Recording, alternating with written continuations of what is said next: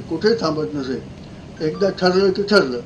आणि विचाराची त्याचा अभ्यास तो म्हणजे खरोखर अलौकिक आहे.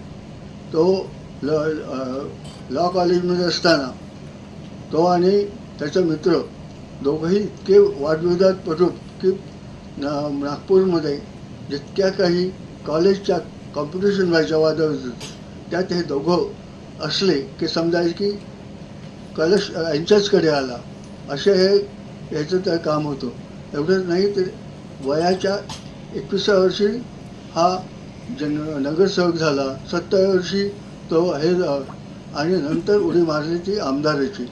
आणि आमदारांच्या ह्याच्यात त्यांनी ज्या लोकांचा परिचय म्हणजे दबदबा होता, काँग्रेस त्यावेळेला मोठ्या प्रमाणात होती, अशा स्थितीत तो लढला.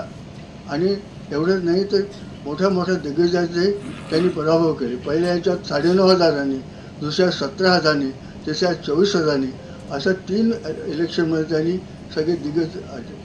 आणि नंतर जे काय जो आला आम्हालाही कधी वाटत नव्हतं की मुख्यमंत्री होईल.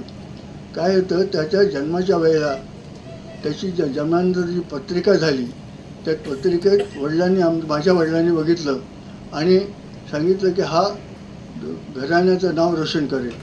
पण एक गोष्ट आहे की त्याच्यात चंद्रबळ कमी आहे. मग चंद्रबळ कमी आहे म्हटल्यानंतर त्याच्याकरता जे काही हे करावं लागतात ते केले त्यांनी. आणि खरोखर पण त्यावेळेला आम्हाला असं वाटत नव्हतं, कारण लॉ कॉलेजमध्ये तो पहिला आला. गोल्ड मेडलिस्ट त्यांनी हिंदू लॉमध्ये केलं आणि अतिशय वक्तृत्व असल्यामुळे हा याच्यातच चमकेल असं वाटत होतं. निष्णात कायदेशीर होईल असं वाटत होतं. पण तसं न होता म्हणजे जीवनात कलाटणी कशी मिळते किंवा जीवनात बदल कसा करतो तो हा. काही दिवस अनेनकडे प्रॅक्टिसला जात होतं. अनेन वाटत होतं आणि हे नागपुरातले अतिशय पहिल्या नंबरचे वकील त्यांच्याकडे काम करतो. आणि त्यांना असं वाटत होतं की हा आपल्या पुढे पुढची आपली जी हे कारकीर्द हा सांभाळेल. पण घडायचं वेगळंच होतं. आणि संघाच्या काही त्यांना जनसंघात भाजपा पाठवलं आणि तिथून त्याची जी झाली तर पहिल्या वेळेला, दुसऱ्या वेळेला, तिसऱ्या वेळेला तो निवडून आला.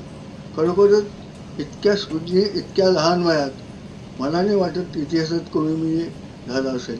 तसा हा माझा पुतण्या अतिशय गंभीर आहे. घरी असला की त्याच्या खोड्या चालू असतात.